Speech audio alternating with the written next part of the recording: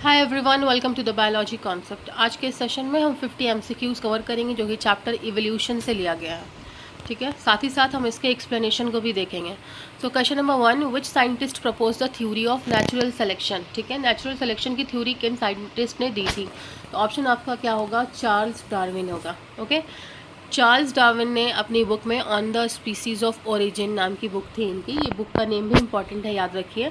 On the origin of species में इन्होंने ये थ्योरी प्रपोज की थी, जिसमें इन्होंने बताया था organisms with favourable variation survive and reproduce. Okay, next question, the concept of inheritance of acquired character was proposed by. Acquired character का इनहेरिटेंस होना, ये कॉन्सेप्ट किसने प्रपोज किया था?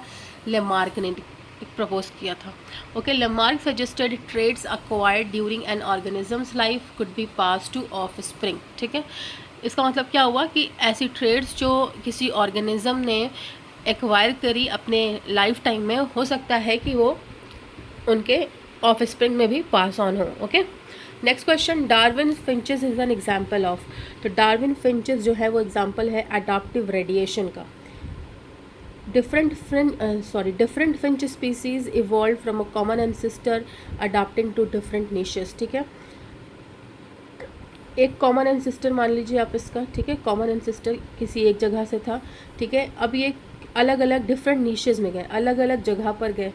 ओके, कॉमन एंसेस्टर एक फिंच थी। ठीक है, जो कि अब रिप्रोड्यूस करके वो क्या हुई कि इनकी जो स्पीसीज थी वो अलग अलग जगह पे गई। जब अलग अलग जगह पे गई तो उन्होंने डिफरेंट इन्वायरमेंट के हिसाब से अपने आप को अडाप्ट कर लिया। So this is called adaptive radiation. Okay, next question, analogous organs are result of. तो एनालॉगस ऑर्गन जो है वो रिजल्ट होता है कन्वर्जेंट इवोल्यूशन का। होमोलॉगस ऑर्गन्स जो होते हैं वो रिजल्ट होते हैं डाइवर्जेंट इवोल्यूशन का। Okay, analogous organs perform similar function. इनके फंक्शन तो सिमिलर होते हैं ऐसे ऑर्गन्स के, लेकिन ओरिजिन जो है वो डिफरेंट होता है। इवॉल्व जो होते हैं वो इंडिपेंडेंटली हुए होते हैं। Okay, which of the following is an example of homologous organ. Examples बिल्कुल आपको लर्न होने चाहिए कि wings of butterfly and bird किसका एग्जाम्पल है, forelimbs of humans and whale किसका एग्जाम्पल है, आई ऑफ ऑक्टोपस। मतलब एनसीईआरटी में जो भी एग्जाम्पल्स गिवन है analogous as well as homologous organ से, ये सारे एग्जाम्पल्स आपको रटे होने चाहिए। तो यहाँ पे जो एग्जाम्पल है होमोलॉगस ऑर्गन का पूछ रहा है, तो आपका करेक्ट आंसर क्या होगा? बी होगा, forelimbs of humans and whales होगा। ठीक है, होमोलॉगस ऑर्गन्स हैं ये। ठीक है, होमोलॉगस ऑर्गन्स कैसे हैं? क्योंकि इनका जो ओरिजिन है वो शेयर कर रहे हैं, एक शेयर कॉमन ओरिजिन है। ओरिजिन तो इनका सेम है बट इनका फंक्शन दूसरा है, डिफरेंट है। लाइक वेल्स में फोरलिम का वर्क क्या है आपका? स्विम करना। ओके, स्विमिंग करना। ठीक है, एंड ह्यूमंस में क्या है? किसी चीज़ को ग्रैब करना, किसी चीज़ को उठाना। ठीक है, तो इनका फंक्शन तो डिफरेंट है बट ओरिजिन सेम है। तो ये क्या है? कैसे ऑर्गन्स हैं? होमोलॉगस ऑर्गन्स हैं। Next question, the study of fossils is called. तो फॉसिल्स की स्टडी को हम कहते हैं पैलियोंटोलॉजी। ठीक है, next question, which era is known as the age of reptiles. ठीक है, age of reptile, age of fishes, ये सारी चीज़ें आपको लर्न होनी चाहिए। तो यहाँ पे बात कर रहा है एज ऑफ रेप्टाइल्स की, तो आपका करेक्ट आंसर क्या होगा? Mesozoic era. ठीक है, ये चारों ही जो भी एराज हैं इन सब की अपनी खासियत है, अपनी कुछ क्वालिटीज़ हैं, तो आपको वो सारी चीज़ें लर्न होनी चाहिए। ओके, तो reptiles specially dinosaurs dominated the Mesozoic era. तो मीसोजोइक एरा में रेप्टाइल्स डोमिनेट कर रहे थे, स्पेशली कौन से रेप्टाइल्स? डायनासोर। डायनासोर भी क्या एक तरीके का रेप्टाइल है। Dinosaur, Mesozoic era and reptiles, ये तीनों क्या है? इंटरकनेक्टेड है। ठीक है, Mesozoic era, reptiles, dinosaur. Okay, next question, mutation theory of evolution was proposed by. Important question, Hugo de Vries ने इस थ्योरी को दिया था, म्यूटेशन थ्योरी ऑफ इवोल्यूशन को प्रपोज किया था। ठीक है, he proposed evolution occurs by certain mutation. इन्होंने बताया कि इवोल्यूशन जो होता है वो अचानक हुए म्यूटेशंस की वजह से होता है। Next question, the industrial melanism was observed in moth. Moth और बटरफ्लाई के बीच लोग कंफ्यूज होते हैं बट याद रखिए मॉथ इसका करेक्ट आंसर होगा। ओके, पेपर्ड मॉथ जो थे वो डार्क कलरेशन शो करने लगे थे जब इंडस्ट्रियल पॉल्यूशन हुआ था। क्यों डार्क कलर को शो कर रहे थे? क्योंकि पॉल्यूशन की वजह से इनका कलर डार्क हो गया था। Okay, next question, Hardy Weinberg equilibrium relates to. Hardy Weinberg equilibrium जो है वो पॉपुलेशन की जेनेटिक्स से, पॉपुलेशन जेनेटिक्स से रिलेटेड है। ठीक है, it describes genetic equilibrium in a population. Next question, which is not a factor of disturbing Hardy Weinberg equilibrium. इन चारों में से कौन सा फैक्टर है जो कि हार्डे वेनबर्ग इक्विलिब्रियम को डिस्टर्ब नहीं करता है, रैंडम मेटिंग नहीं करती है। ठीक है, बाकी ये तीनों ऑप्शंस जो हैं ये सब के सब जो हैं हार्डे वेनबर्ग इक्विलिब्रियम को डिस्टर्ब करते हैं, लेकिन रैंडम मेटिंग नहीं करती है। ठीक है, रैंडम मेटिंग जो है वो मेंटेन करती है इक्विलिब्रियम को। Okay, next question, evolution of different species from a common ancestor is called. ठीक है, सेम वही वाला पीछे वाला क्वेश्चन है आपका। ठीक है, वहाँ पे बस होमोलॉगस ऑर्गन यहाँ पूछ लिया था, होमोलॉगस वहाँ ऑर्गन के बारे में पूछा था, यहाँ इवोल्यूशन के बारे में पूछ रहा था। तो evolution of different species from a common ancestor, common ancestor मतलब सेम ओरिजिन। ठीक है, सेम ओरिजिन लेकिन डिफरेंट स्पीसीज, तो ये किस में आता है, ये आता है आपका डाइवर्जेंट इवोल्यूशन में। ठीक है, HD होमोलॉगस ऑर्गन्स होते हैं वो, और डाइवर्जेंट इवोल्यूशन को शो करते हैं। तो species diverge due to adaptation to different environments. ठीक है, next question, which primate is closest to humans. कौन सा प्राइमेट जो है वो ह्यूमन से क्लोज है, तो आपका करेक्ट आंसर क्या होगा, चिंपैंजी। ठीक है, 98 to 99% DNA की सिमिलैरिटी है ह्यूमंस की with chimpanzees. Okay, next question, the first human like creature कौन से थे, the first human like creature was, तो करेक्ट आंसर आपका क्या होगा, ऑस्ट्रेलोपाइथेकस। ठीक है, इनकी क्या खास बात है कि ये बाईपेडल होमिनीन थे जो कि about 4 million years ago living थे। ठीक है, next question, the first tool using human was, पहला टूल यूज़ करने वाला ह्यूमन कौन से थे, तो that was homo habilis. Okay, option B आपका करेक्ट आंसर हो गया। Next question, Neanderthal man lived approximately, तो आपका करेक्ट आंसर क्या होगा, ऑप्शन सी। ठीक है, एक सेकंड। सो इसका एक्सप्लेनेशन क्या है, निएंडरलैंड वर एडवांस्ड ह्यूमंस, ये एडवांस्ड ह्यूमंस है विथ लार्ज ब्रेन। इनकी क्वालिटी क्या थी कि इनके पास, ये एडवांस ह्यूमन थे, इनके जो ब्रेन्स थे वो लार्ज थे। ओके, किसकी बात हो रही है यहाँ पे, नीदरलैंड्स की बात हो रही थी। ओके, निएंडरथैल्स की बात हो रही थी, सॉरी मैं गलत प्रोनाउंस कर रही थी यहाँ पे। Okay, now next question, the modern human is, modern human कौन सा है आपका, तो होमो सैपियन जो है, वी आर होमो सैपियंस, हम सबसे मॉडर्न ह्यूमन है, तो we are Homo sapiens. Okay, modern human evolved around 2 lakh years ago. Next question, variation in population is caused by, variation that is, आपको सिंपल लैंग्वेज में कहें तो आपको चेंज क्यों पॉपुलेशन में देखने को मिलता है, म्यूटेशन की वजह से भी देखने को मिलता है, जेनेटिक रिकॉम्बिनेशन के वजह से भी हमें न्यू वैराइटीज़ देखने को मिलती है, जीन फ्लो की वजह से भी हमें वेरिएशन दिखता है पॉपुलेशन। तो ये सारे ही ऑप्शन करेक्ट हो जाएंगे, तो all of these will be the correct answer of this question. Okay, next question, founder effect is related to, founder effect जो है वो किससे रिलेटेड है, आपका जेनेटिक ड्रिफ्ट से रिलेटेड है, option B will be the correct answer. इसको याद कर लीजिए, फाउंडर इफेक्ट जो है जेनेटिक ड्रिफ्ट से रिलेटेड है। ये क्यों होता है, जब पॉपुलेशन जो है बहुत छोटे ग्रुप से स्टार्ट होती है तब वो शो करती है आपका जेनेटिक ड्रिफ्ट को, occurs when a population starts from a small group. ठीक है, next question, the origin of life according to Oparin Haldane theory, life का ओरिजिन हुआ था according to Oparin Haldane theory कैसे इन्वायरमेंट में हुआ था, oxidizing environment, reducing environment, neutral atmosphere या ऑक्सीजन रिच एटमॉस्फेयर। तो प्रिमिटिवली इन्होंने ये कंसिडर किया था, इन्होंने बताया था कि लाइफ जो है वो ओरिजिन हुई थी रिड्यूसिंग एटमॉस्फेयर में। करेक्ट आंसर आपका क्या हो जाएगा, बी हो जाएगा, रिड्यूसिंग एटमॉस्फेयर में। Early atmosphere had methane, ammonia, hydrogen and water vapour. यहाँ पे ध्यान देने वाली बात ये भी है कि अर्ली एटमॉस्फेयर में क्या क्या प्रेजेंट था ये भी पूछा जा सकता है। तो मीथेन प्रेजेंट था, अमोनिया था, हाइड्रोजन था एंड वाटर वेपर्स थे। ओके, तो ये चारों चीज़ें भी आपको लर्न होनी चाहिए। Now next question, Miller experiment produced, Miller experiment में क्या प्रोड्यूस हुआ था, तो आपका अमीनो एसिड बना था। ओके,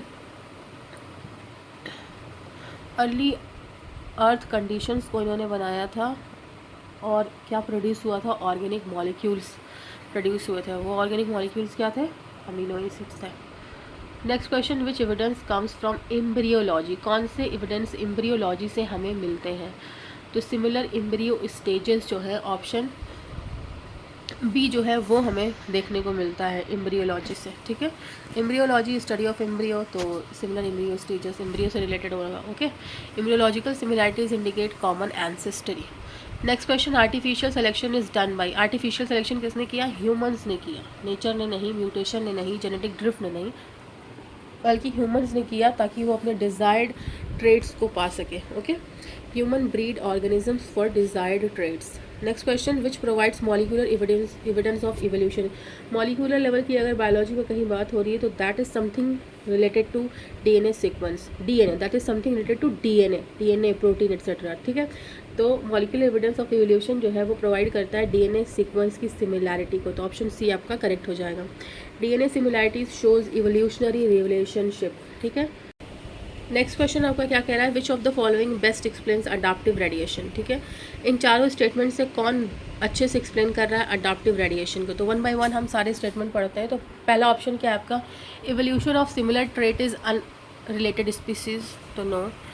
इवोल्यूशन, सेकंड ऑप्शन क्या है आपका, evolution of different species from a common ancestor in a geographical area, तो ये आपका करेक्ट आंसर है। ये एक्सप्लेन करता है आपके अडाप्टिव रेडिएशन को। क्या शो करता है कि इवोल्यूशन हुआ डिफरेंट स्पीसीज़ का एक कॉमन एंसेस्टर से, एक कॉमन जगह से, एक कॉमन एंसेस्टर से एक ज्योग्राफिकल एरिया में, ठीक है। नाउ नेक्स्ट क्वेश्चन क्या, इसका एक्सप्लेनेशन क्या है, adaptive radiation occur when one ancestral species diversifies into multiple species adapted to different ecological niches, okay.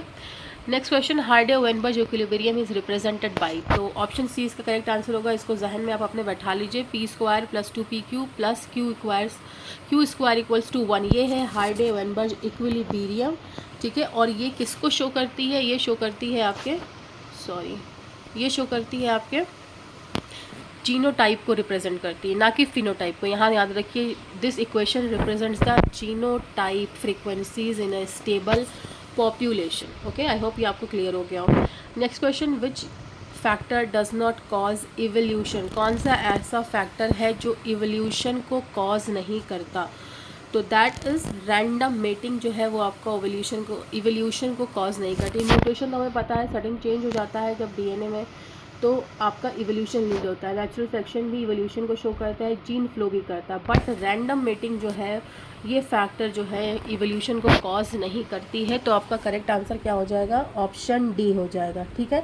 लेकिन यहाँ पे याद करने वाली बात ये भी है कि ये तीन फैक्टर्स जो है mutation, natural selection and genetic flow, ठीक है, ये सारी चीज़ें क्या है, ये तीनों चीज़ें जो है इवोल्यूशन को कॉज करती हैं, ठीक है। तो हो सकता है नेक्स्ट टाइम इन तीनों में से कोई एक ऑप्शन दे दे और पूछते विच of the following factors causes evolution, ठीक है। तो आपको पता होना चाहिए natural selection, mutation and gene flow जो है वो इवोल्यूशन को कॉज करती हैं, रैंडम मेटिंग नहीं करती है। Random mating maintains Hardy Weinberg equilibrium, okay. Next question, the bottleneck effect is an example of, bottleneck effect जो है वो किसका एग्जाम्पल है, तो बॉटलनेक इफेक्ट जो है वो जेनेटिक ड्रिफ्ट का एग्जाम्पल है, याद रख लीजिए इस चीज़ को भी। A sudden reduction in a population size changes allele frequency randomly. Next question, biochemical evidence of evolution includes, biochemical evidence of evolution जो की बात कर रहा है बायोकेमिकल एविडेंस की, तो इसका करेक्ट आंसर क्या हो जाएगा, similar DNA and protein sequence जो है ये आपका था क्या, biochemical evidence of evolution, okay. तो molecular similarities indicate evolutionary relationships. Next question, Darwin studied which organisms during the HMS Beagle voyage, तो डार्विन ने किस ऑर्गेनिजम्स की स्टडी की थी अपने बीगल वोएज के दौरान, तो आपका करेक्ट आंसर क्या होगा, ऑप्शन डी, ठीक है। Option D will be the correct answer. Galapagos finches का भी, गैलापागोस टॉर्टोइज का भी एंड मरीन इगुआना का भी, इन तीनों का ही इन्होंने स्टडी किया था, ओके।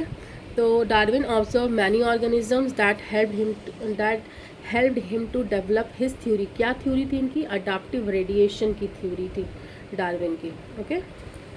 किसके बारे में थी, डार्विन फिंचेस के बारे में थी, डार्विन फिंचेस के बारे में थी, okay. Next question, wings of bats and wings of birds, ये कैसे ऑर्गन्स हैं, ठीक है। आप NCERT में जो भी ऑर्गन्स है ना, एग्जाम्पल गिवन है, जो भी होमोलॉगस एनालॉगस से रिलेटेड या फिर डाइवर्जेंट एंड कन्वर्जेंट इवोल्यूशन से रिलेटेड ऑर्गन्स जिनका फंक्शन तो सेम हो बट ओरिजिन जो है वो डिफरेंट हो, तो ऐसे ऑर्गन्स कहलाते हैं आपके एनालॉगस ऑर्गन्स, ठीक है। तो wings of birds and wings of bat, दोनों का काम क्या है, सेम है, फंक्शन उड़ने का ही काम है, फंक्शन इनका सेम है, ठीक है, लेकिन ओरिजिन डिफरेंट है, तो ऐसे ऑर्गन को हम क्या कहते हैं, एनालॉगस ऑर्गन कहते हैं, ठीक है। ऐसे ऑर्गन कन्वर्जेंट इवोल्यूशन को शो करते हैं, ओके। तो इसका करेक्ट आंसर एक्सप्लेनेशन इसका क्या है, आपका एनालॉगस ऑर्गन क्या होते हैं, same function but different origin होता है, दैट इज एग्जांपल इसका क्या है, बर्ड्स के wings and wings of bat, ठीक है, ये क्या है, एनालॉगस ऑर्गन है, ठीक है। होमोलॉगस ऑर्गन क्या होते हैं, जो सेम ओरिजिन शो करते हो बट डिफरेंट फंक्शन परफॉर्म करते हो। इसके एग्जांपल्स क्या है, लाइक ह्यूमन आर्म, ठीक है, व्हेल का फ्लिपर और बैट के 4 लिम्स, ठीक है। नाउ नेक्स्ट क्वेश्चन आपका क्या है, which is an example of analogous organ, ठीक है। एनालॉगस ऑर्गन की बात कर रहे हैं, तो एनालॉगस ऑर्गन कैसे ऑर्गन्स होते हैं जो कन्वर्जेंट इवोल्यूशन को शो करते हैं, क्या होते हैं इनका जो ओरिजिन होता है वो डिफरेंट होता है, डिफरेंट इवोल्यूशनरी रिलेशनशिप होता है, बट इनका फंक्शन जो होता है वो सेम होता है।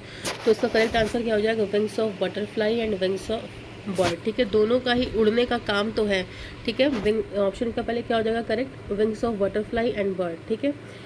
वर्क तो इनका क्या है, फ्लाइट का है, ठीक है, उड़ने का है, लेकिन इनका जो ओरिजिन है वो डिफरेंट है। तो एनालॉगस स्ट्रक्चर का एग्जांपल क्या हो गया, wings of butterfly and birds, work तो सेम है बट ओरिजिन डिफरेंट है, ठीक है, सेम फंक्शन है बट डिफरेंट इवोल्यूशनरी ओरिजिन है। Now next question, comparative anatomy provides evidence to, comparative anatomy provide करता है evidence through all of this, ठीक है, वेस्ट होमोलॉगस ऑर्गन्स के बारे में भी, एनालॉगस ऑर्गन्स के भी बारे में एंड वेस्टिजियल ऑर्गन्स के भी बारे में। तो कंपैरेटिव एनाटॉमी जो है वो इन तीनों ही चीज़ों के लिए एविडेंस प्रोवाइड करती है, ठीक है। All these anatomical features support evolutionary relationship. Now next question, industrial melanism demonstrated natural selection, ठीक है।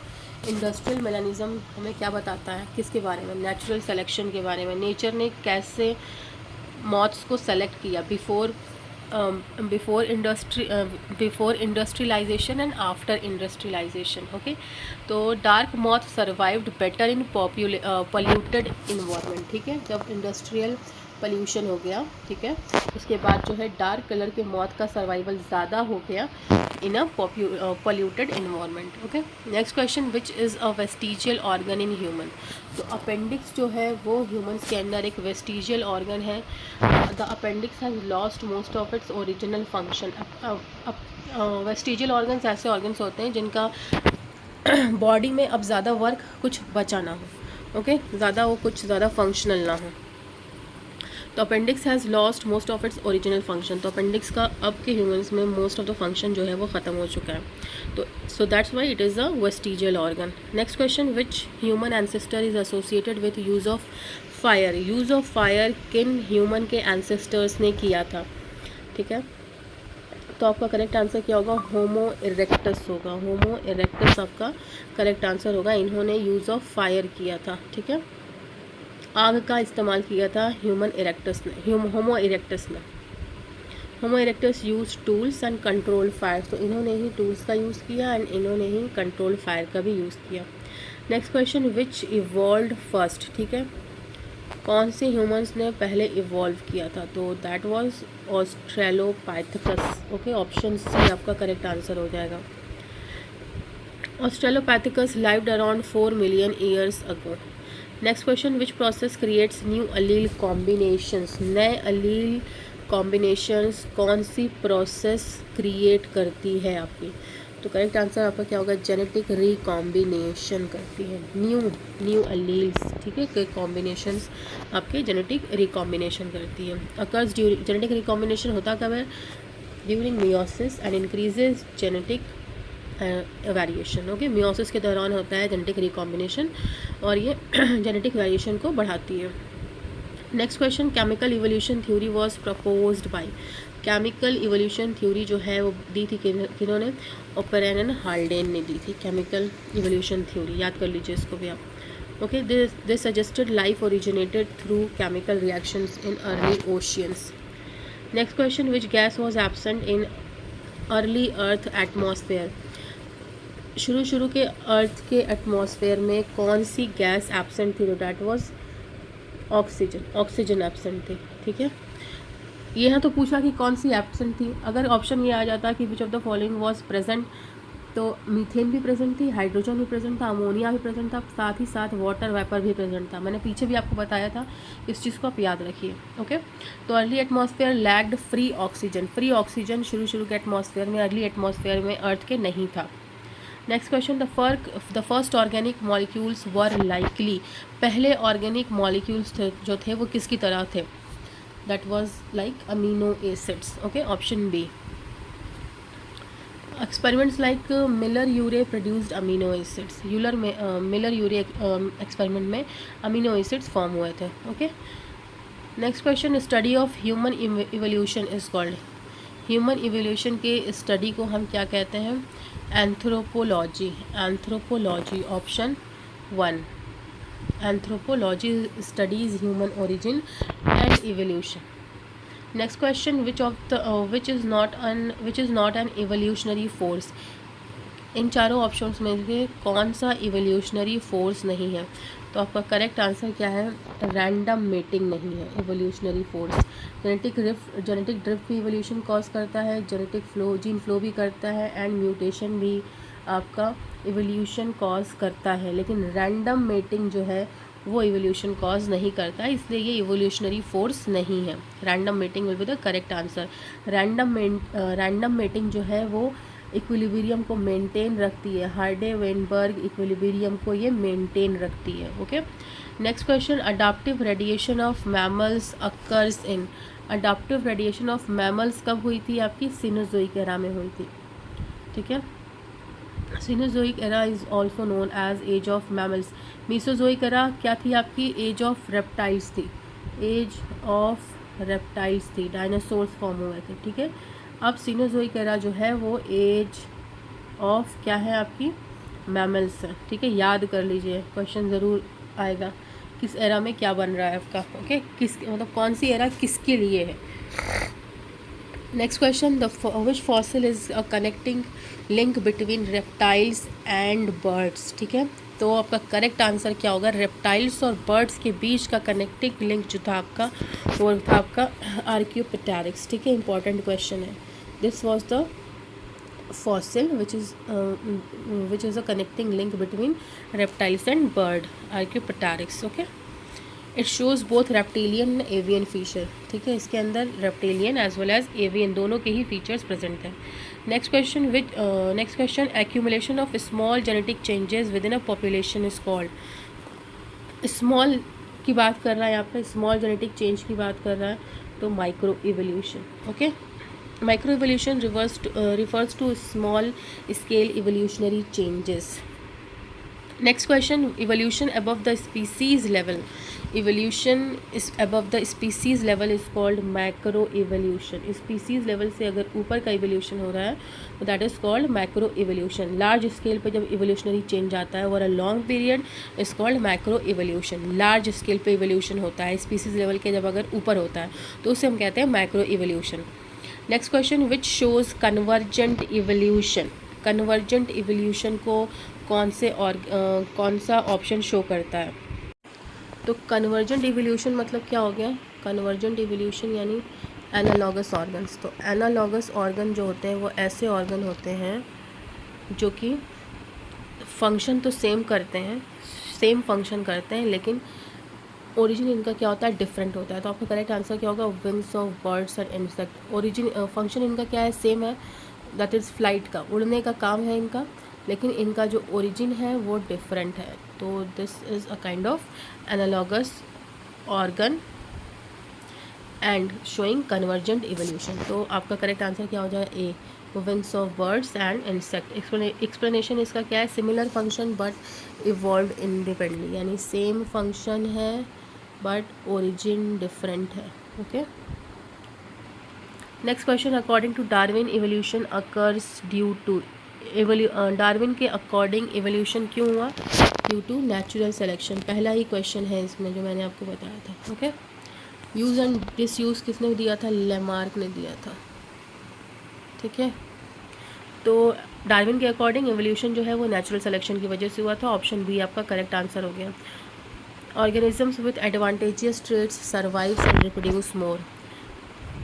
आई होप आपको आज का सेशन बहुत हेल्पफुल लगा होगा, तो आप इस वीडियो को लाइक ज़रूर करेंगे एंड बायोलॉजी कॉन्सेप्ट को सब्सक्राइब भी करेंगे। Thanks for watching.